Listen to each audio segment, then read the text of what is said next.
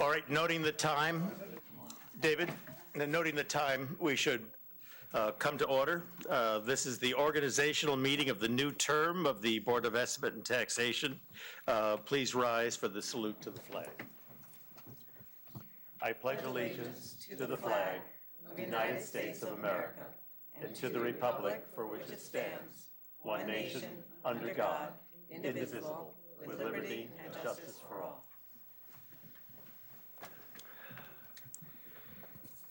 A couple of quick housekeeping matters, if I can.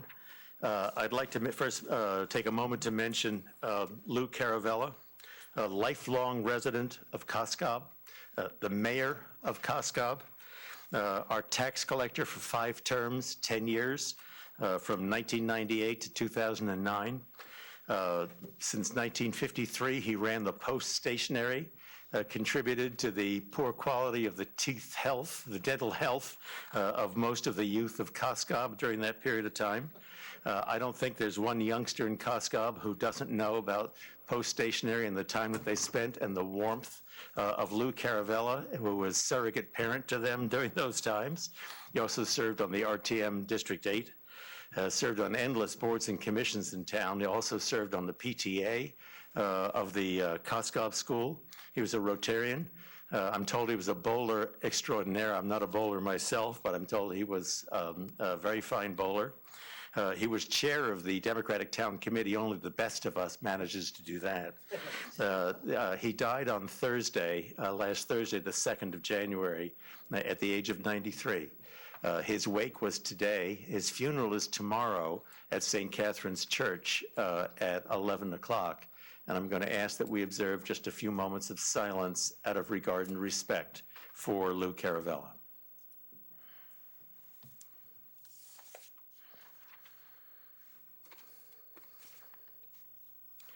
Thank you.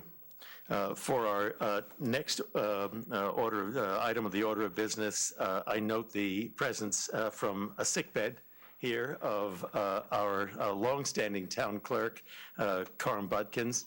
Carm, would you be willing, please, to come forward and swear us in and then return to your sickbed? Yes.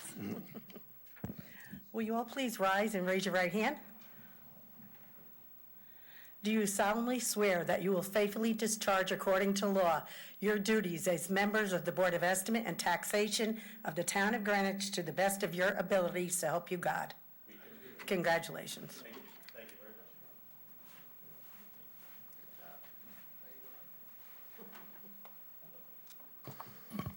very much. The next order of business is the election of officers. The first office to come before us is the chair of the Board of Estimate and Taxation. Are there any nominations for that position? Yes, I'd like to make a nomination of Mike Mason for the chair of the BET. Normally, under Robert's rules, nominations don't require a second, but I'm aware that commonly here at the BET there are seconds. Is there a second? Does somebody wish to express a second to that nomination? Yes, I'd like to second the nomination. Thank you, Mr. Dewis. Are there any other nominations for that office? Hearing none, I'm going to declare the nominations closed. I'm going to take a roll call vote on that. Yes? Say a couple words for my nomination. Yeah, of course. I'm sorry. Yes, that's perfectly appropriate. Thank you, Ms. Hess. Thank you. So it is with great pride that I recommend Mike Mason for the chair of the next term for the BET for 2020 to 22. Mike grew up in Greenwich and has attended our public schools. He's been very active in our town, served on the RTM for 12 years, BET for 16 years. While on the BET, he served as chair, as well as being member, I think, of almost every single committee, or if not, all the committees that we have. Mike has served on town boards, including Parks and Rec, Community Development Block Grant, and other town organizations. But most important, Mike is a friend and an advocate for Greenwich. He is extremely knowledgeable, works well with others, all in the best interest of the town. We are lucky as a town and a BET to have Mike serve as the chair to benefit from his diverse experience and positive energy. Thank you. Does anybody else wish to be recognized? Then I'll take this opportunity to declare the nominations closed, and I'm going to call a roll call vote. Ms. Kreutzer. I abstain. Mr. Deuce, Yes. Ms. Hess, Yes. Mr. Weisbrod, Abstain. Mr. Drake, Yes. Mr. Mason, Yes. Mr. Raymer abstains. Ms. Crumack is absent. Ms. Moriarty, I abstain. Ms. Tarkington, Yes. Ms. Vasiliotis, Yes. Ms. Erickson. Abstain. I make that vote to be 605 as a successful election. We have a new chair. Congratulations, Mr. Mason. Thank you, Mr. Chairman. Former Mr. Chairman. Former Mr. Chairman. I'd like to hold some comments till later if I could, and I think our Minority Caucus leader and I are scheduled to have some comments, so I'd like to just proceed on with the election of our officers, if that's okay with everyone. So the next office is our vice chair. Do I have any motion? Ms. Tarkington? Yes. I nominate Karen Fasciolos for vice chair. Mr. Drake? I'd like to second that nomination. Okay. Are there any other motions on the floor? Comments, Ms. Tarkington? Yes. Karen previously served on the BET and served on the Human Resources and Law Committee in the last term. Prior to that, Karen had served on the RTM and was chair of its Health and Human Services Committee. Karen is a practicing attorney. She also has a PhD in toxicology and pharmacology and previously worked in the chemical, pharmaceutical, and cosmetic companies industries in the private sector in regulatory affairs. Karen is a friend, and I think she'll do a great job as our future vice chair. Thank you, Ms. Tarkington. Are there any other nominations or comments?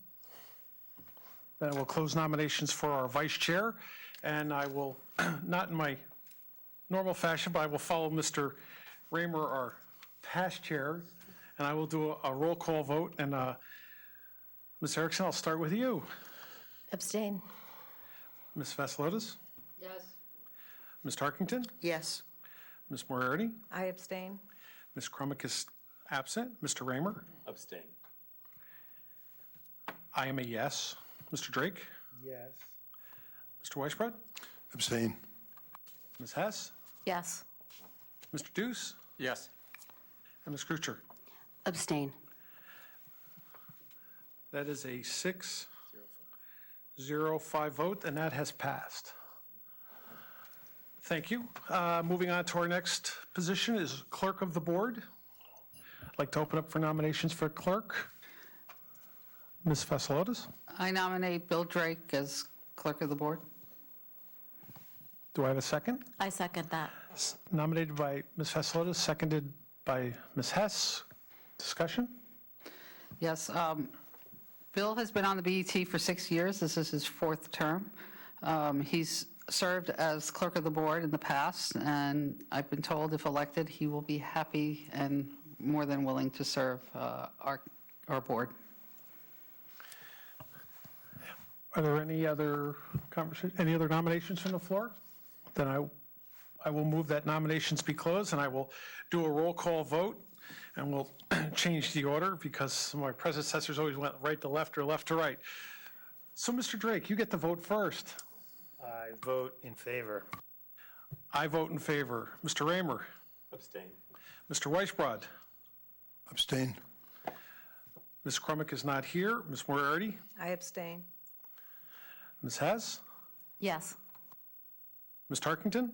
Yes. Mr. Deuce? Yes. Ms. Vasiliotis? Yes. Ms. Kutcher? I abstain. And Ms. Erickson? Abstain. That is a 6-0-5 vote, and that has carried as well. Thank you, everyone. And I also, at this time, I will recognize that my colleagues have nominated and support Leslie Moriarty for caucus leader. Yes. Thank you. Welcome, welcome, welcome. Okay, moving on. If I could at this time, I'd like to move on to item 4, which is we have 2 appointments, and I would call on the new clerk of the board, Mr. Drake, for the first resolution. So this resolution is for the appointment of the controller. Resolved that the Board of Estimate and Taxation appoints Peter Menarski as the controller for a 2-year term effective January 6, 2020, and terminating on the date of the first meeting of the BET in January 2022. This appointment shall be subject to the provisions of Article 1, Section 11 of the Town Charter. We have a resolution before us. Can I get it seconded? Seconded. Discussion on the resolution? With no discussion, I'll call for a voice vote on this item. All those in favor, signify by saying aye. Aye. Opposed? Abstaining? 11-0-0. Congratulations, Peter. Welcome to another term. We're honored to have you back, and a lot of work, and it's you're well underway, and I'm sure we're going to see you a little bit in the upcoming weeks and months, and as the budget starts. So I just wanted to say thank you on behalf of all of us. Back to our clerk. This second motion is the appointment of the assessor. Resolved that the Board of Estimate and Taxation appoints Lauren Elliott as the assessor for a 2-year term effective January 6, 2020, and terminating on the date of the first meeting of the BET in January 2022. The appointment shall be subject to provisions of Article 17, Section 293B of the Town Charter. Can I get a second? Second. Seconded by Ms. Tarkington. Discussion? I don't see Lauren here. Okay, with no discussion, I'll call for a vote. All those in favor, signify by saying aye. Aye. Opposed? Abstaining? That is carried 11-0-0. Thank you, thank you. Committee assignments for the next term.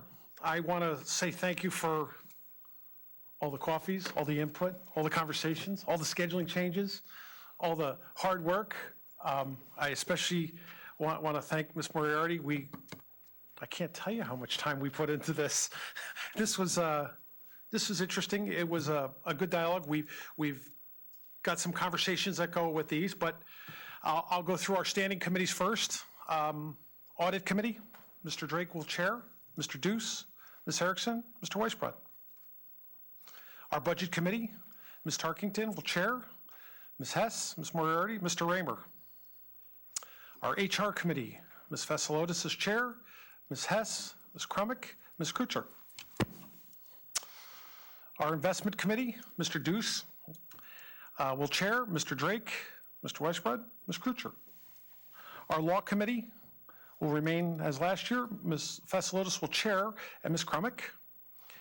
And then Policy and Procedure, we don't usually assign a chair to that, will be Mason and Raymer, returning. Our liaisons, and I really do want to sincerely say thank you, made a couple changes in liaisons. Our assessor liaisons is actually now called assessor tax collector liaisons, and it will be Ms. Vassilotis, Ms. Tarkington, Mr. Raymer, and Ms. Crumick. We've been having a lot of conversations there, so we're just trying something new. If we don't try anything new, we'll never find out if it worked or not. CD Block Grant, Mr. Drake, Mr. Weisbrod. Comptroller, myself and Ms. Moriarty. DPW, Department of Public Works, Ms. Tarkington, Ms. Erickson. Education, myself and Ms. Moriarty. IT, Ms. Hess, Ms. Erickson. Nathaniel Witherell, Mr. Drake, Ms. Crumick. Parks and Rec. I'm sorry, Mr. Deuce, I'm sorry, I'm one line off. Sorry about that, sorry. Parks and Rec, Mr. Drake, Ms. Kreutzer.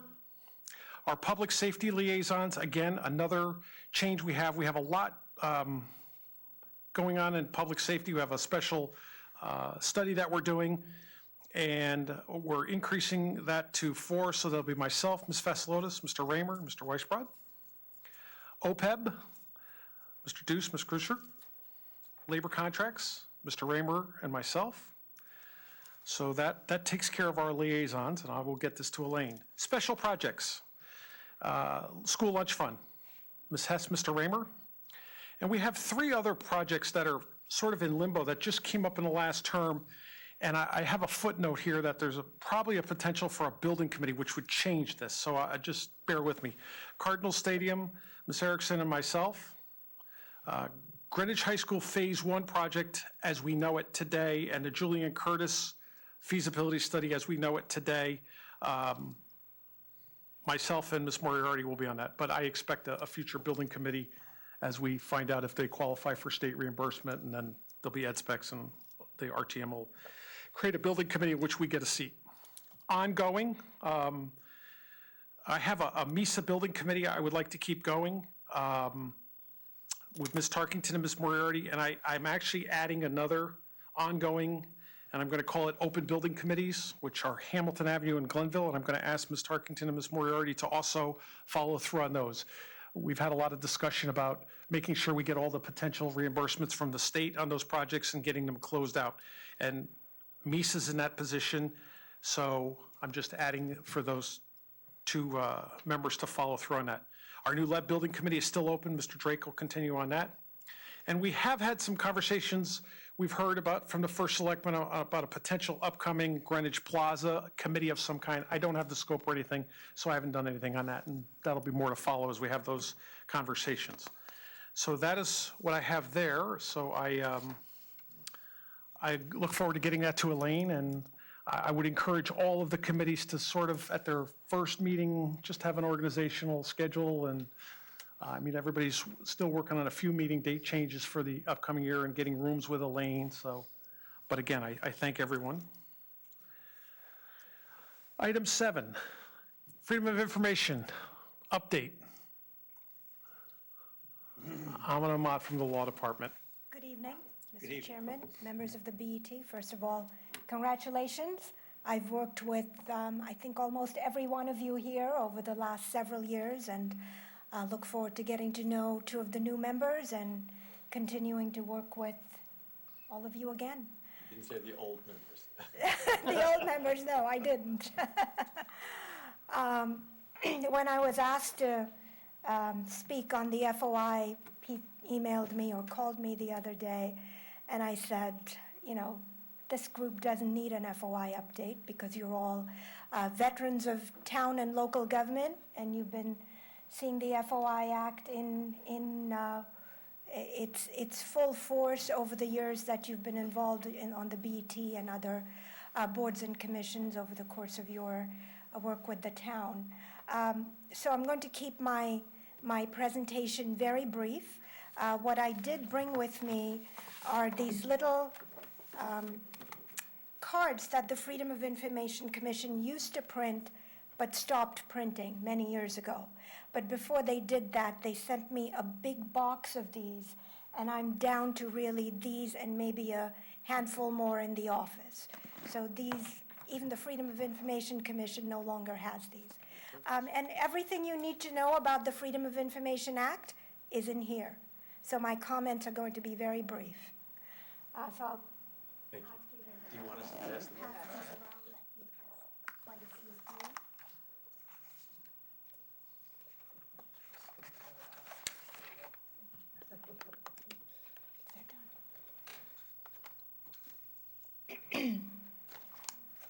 I used to be able to read what was printed on those a few years ago. It's getting a little harder. So you might need some special magnifying lenses to read what's there. Are there extras down there? Okay, oh, yeah, sorry about that. Thank you.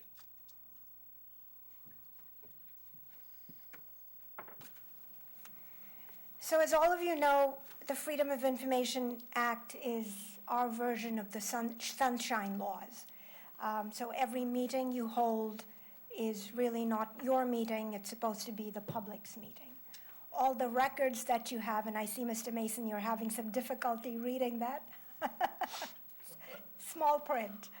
And all the records that you deal with as members of the BET are the public's records. So if you keep that in mind, just for starters, you're in good shape. And And really, it's two pillars of the Freedom of Information Act. One is the conduct of public meetings, and the other is disclosure of the public's records. So with those two pillars in mind, I'll touch briefly on the meetings portion of it.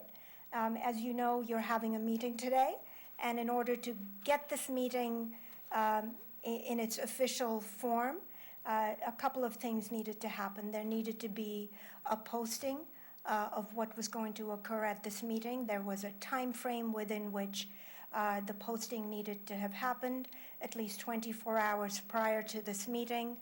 And then once the meeting is posted, the public becomes aware of the special meeting that you are holding today and can attend. And when members of the public attend your meeting, you're not required to ask them to sign in and tell you who they are and why are they here and what are they interested in. That's one of the aspects of the meetings provision of the Freedom of Information Act. Anybody can show up here today, sit and observe and listen to what is happening. That doesn't mean that every member of the public who comes has a right to be heard and has a right to speak. That's up to your discretion as chairman, and as a board, you can decide whether you open up certain items for public comment and public discussion. Peter Tessie, our former first selectman, used to say, in many Board of Selectmen meetings, he would say, this is a public meeting, not a public hearing. So I always remember that, and that's right on point. Members who attend the public meetings can come. They can record the meeting if they wish.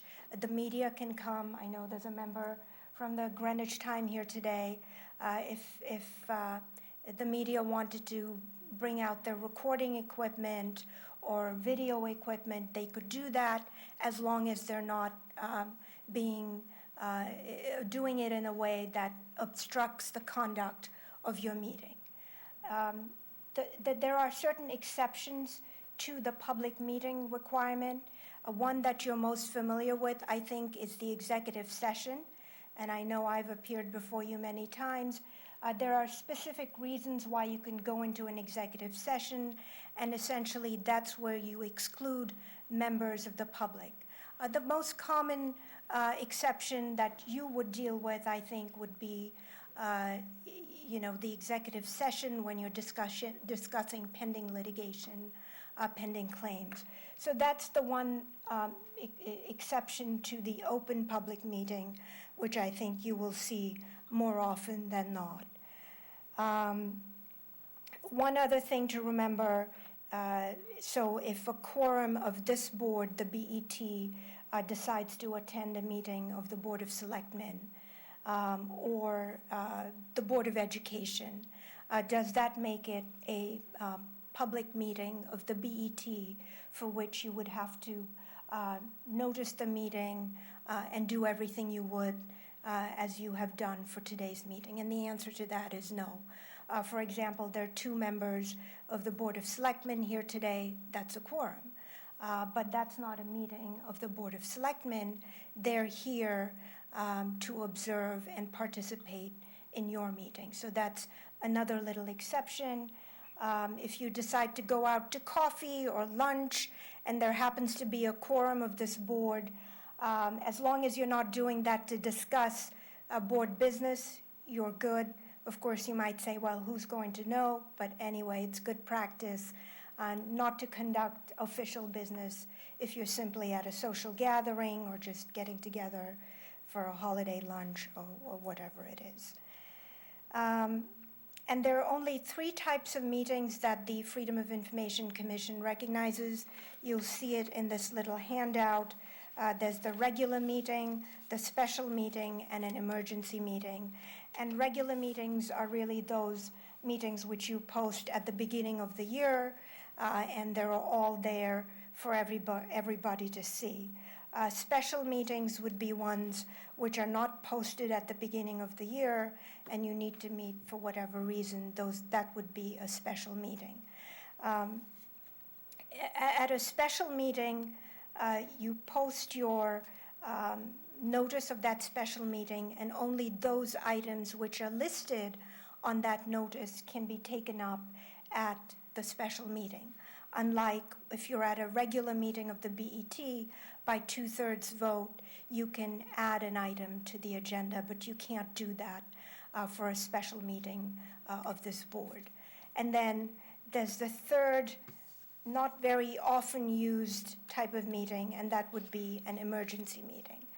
And an emergency meeting is really if there is a true emergency where you don't have the 24 hours to post a notice, notify the public that you're going to be meeting, say there's a weather situation or there's a roof collapse at a public building here in town, and you really need to meet and get some work done to address that issue right away, and you don't have the 24 hours. That becomes an emergency. And luckily, I don't think we get to use that section of the Freedom of Information Act very often, but that becomes an emergency meeting. There are certain requirements that come with meetings in terms of posting of your votes, your minutes, and I have to say, and I tell this to every other board and commission I address on the Freedom of Information Act, that the BET is really the model in Greenwich, I think, for timely posting of agendas, notices, minutes, votes. And you're all on the website. Some agencies don't do that, even though it's not required. I think it's good government to post things on the website. And I think the reason you're the model for all these good practices when it comes to your meetings is the excellent staff you have, Elaine Brown and Pete's office, I think, put all that together for you. So there's never been a real complaint in terms of how you handle that aspect of the Freedom of Information Act. Mike, I think she wants something. I'm coming for, an executive session soon. I'm in training. I'll be very brief in terms of records. Like I said, if you keep in mind that all your records as a broad concept are the public's records to start off with. Of course, there are exceptions, and there's a whole section of the statute which deals with all the exceptions to what are public records. For example, there might be documents that you get from the town attorney's office, which might be considered attorney-client privilege. There might be appraisals for properties that the town might be considering purchasing. So there's a whole list of records. I won't bore you with that, but if at any point there's a question, you can always ask myself or anybody in the town attorney's office.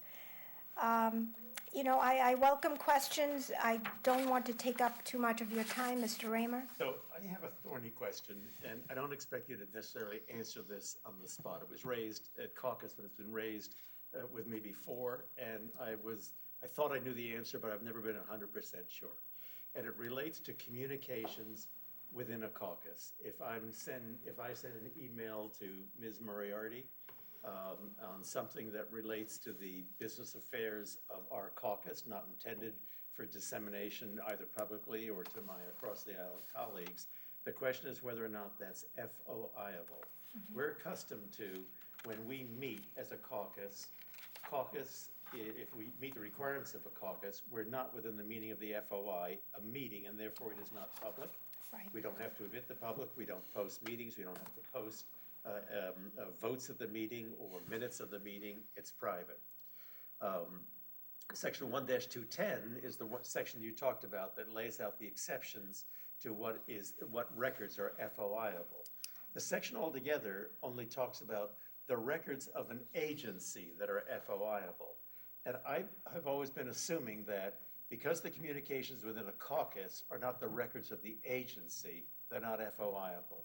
But in candor, Amina, I've never been 100% confident or sure that the advice I've been giving people is correct. that when we communicate with each other by email, telephone, especially email, whether or not that is in fact not FOIable. In the fullness of time, not necessarily tonight, I wouldn't mind, when you have a moment, I don't think you ever get a moment, but when you have a moment, I wouldn't mind if you look at that in a thoughtful way, because I think all 12 of us would not mind to have a clarity from the town attorney's office as to whether or not we can assume that our communications by email within our caucus are in fact not FOIable. I will certainly look into that. I don't have that answer for you. I didn't expect you would. But I think you also mentioned something which is worth touching on briefly, and that's communication amongst yourselves outside of the caucus context, by email, by text message, Twitter, Snapchat, all the other things that are out there that people use these days. A meeting is defined under the Freedom of Information Act as a meeting in person or by electronic means. So if you're communicating extensively by email as a group, and you're discussing items that are either to come before you, or you're discussing the business of the BET by email, I think you have to be a little bit cautious, because if there is enough if there's sufficient number of members having that correspondence where you are a quorum, then are you having a meeting and the public is excluded from that? So that's something to keep in mind. There have been cases, believe it or not, where a group like this is having a public meeting, but then everybody has a cell phone and they're all texting each other back and forth on what's being discussed at that very moment as part of the public agenda, and somebody, a reporter in that situation, notices it and wants all the text messages that went back and forth between the members of the board. So again, just to be mindful of the fact that you could be conducting a meeting of this board by electronic means. But Mr. Raymer, I will get back to you on that question, and of course, there's the caucus exception, which is used regularly and is an important one. So if there are questions, I'm happy to answer them now, or if there are questions that you think of tomorrow, the day after, next month, as they come up, happy to answer them. I'm available. And, I like to say that, the FOI statute is a remedial statute. So you start with everything you do is for the public, and the public is entitled to see it, to hear it, to be here. So just best thing is use common sense, keep that in mind, and I think everybody will be in good shape. Thank you. Thank you. I have we get into conversations a lot about the content of our minutes. Obviously, minutes have to have attendance and the item and votes for sure. But as an example, we'll be in the middle of budget committee deliberations with a particular department, and the department will come in with some handouts. Here's a picture of the truck we want to buy. Here's a picture of the backhoe. Here's the field we want to redo. That typically is not usually included in our minutes. But I find from time to time as we reach out, communicating that some of those documents are helpful at, say, an RTM committee level. What has to be included in our minutes? So the minutes are not a transcription of everything that occurred at your meeting. As long as the minutes contain the key points of whatever discussion you were having, and names of people who were in attendance, whether it's members of the public who spoke or staff or anybody else. It's really bullet points of what occurred at that meeting. There is no requirement that the minutes go into any great level of detail as to who said what and what the response was. And the commission is pretty clear on that, because there have been appeals to the Freedom of Information Commission by members of the public who say, well, the minutes are not detailed enough. I read them and I really don't know, the depth of the discussion that's occurred. And the commission has said that's not the purpose of the minutes. The minutes are to give somebody looking at them sort of a snapshot of what occurred, who was there, and you don't need to transcribe word for word everything that was said. Now, if there's some key attachments, Mr. Mason, as you mentioned, maybe a reference could be made to those in the minutes, and those attachments can be made available in the finance department. So if I show up one day and I say, I'd like to take a look at these minutes, and I'm looking at them, and there's reference to some key document that was discussed, then I should be able to ask somebody in the finance department to see a copy of that.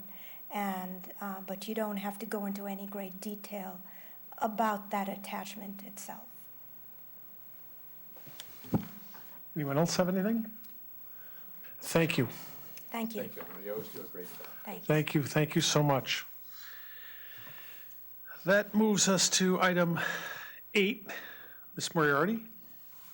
Yes, thank you, Mr. Chairman.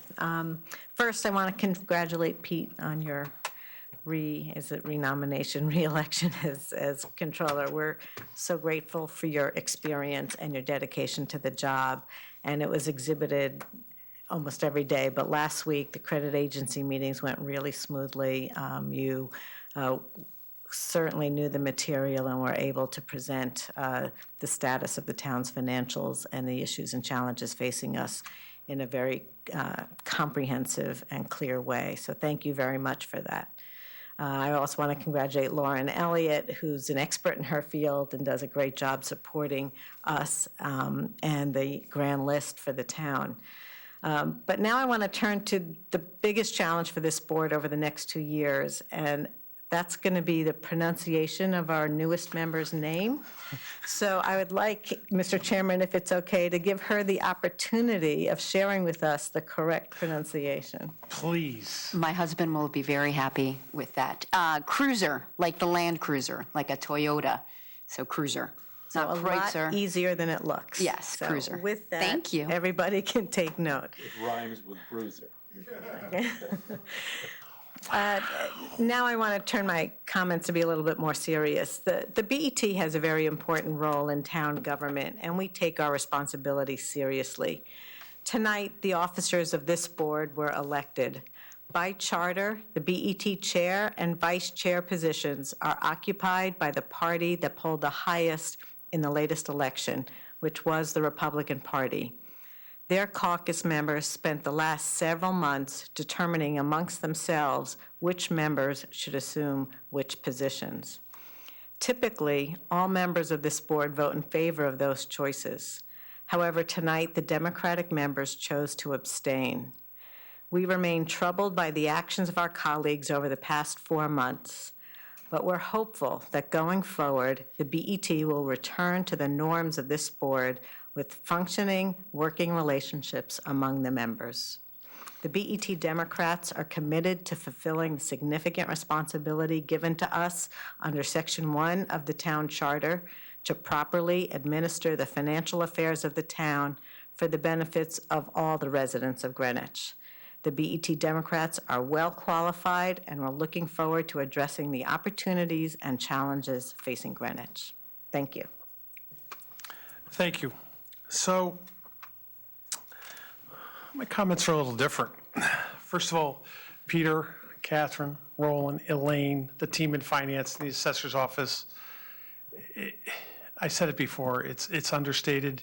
You're the highest respected department in the town, and everybody looks to you for help, and we all appreciate that and hope you can continue that. I'd like to thank my caucus for the support, but I'd like to thank everybody for the support, because we're going to need it every day of this term. That's part of communication and support. Some of us have served together for quite some time. Some of us have been together for quite some time, and but all of us here have had a big commitment in the town government for a long time. If I were to add up between, and as I look down between PTA and Board of Ed and BET and RTM and boards and commissions. It's phenomenal. I think we have another job. I think our job here is to keep this community the best place to invest, work, live, raise a family on the East Coast. I think that's our number one job, and I think we've been successful at it, and we need to keep at that. I think a lot of people look at this term and realize that this term is going to have a lot of very hard challenges. I think it's just going to have different challenges. When I think about 2008, those were some challenges. Today's challenges will be different. But if we work together, we communicate, we'll get through all the challenges. I think about the initiatives through my time on the BET, some old ones, some new ones, some forgotten ones. And I say to myself, focus on what the initiative is, what we're trying to do, what the goal and the objective is. I saw another online story today about the state of Connecticut. I was kind of upset. And the article went in to say how this is not the place to retire and invest in. And they were using words like struggling and awful. I don't like those words. Thankfully, we're far from that here in Greenwich with two N's. But it's going to take a lot of effort to keep our success going. It's just not something that just happens. It's not magical in Greenwich. It takes a lot of work. I think as we go into this term, I think I'd like to clearly define and maybe sometimes redefine the role of our liaisons and our BET members and their involvement in other branches of government. I'd like to develop a better and maybe new in some cases, communication with all the appointing authorities and boards and commission, of course, our fellow elected officials in town. I felt a need for some improvement there for some time, and I'm hoping you'll help with that. Capital asset management. It's a catchy phrase, but I think it's become a mandate in our town. And of course, we'll need to focus on the several initiatives we have currently running as a BET underway, such as internal audits, cybersecurity. I think Nathaniel Witherell and firefighting services are on the top of our list for attention this term. There'll be more items that I'll be working on. I look forward to doing so together as a team and serving the town we all love. Again, my sincere thanks to all of you, and best wishes on the new year, happy and healthy. And I just, again, I want to say thank you to all involved. And at this time, I'd look for a motion to adjourn. So in normal fashion, we get a motion to adjourn and we get a seconded. So it's in the rules somewhere in our policy manual. Mr. Raymer will find it for you. Move to adjourn. I second the motion.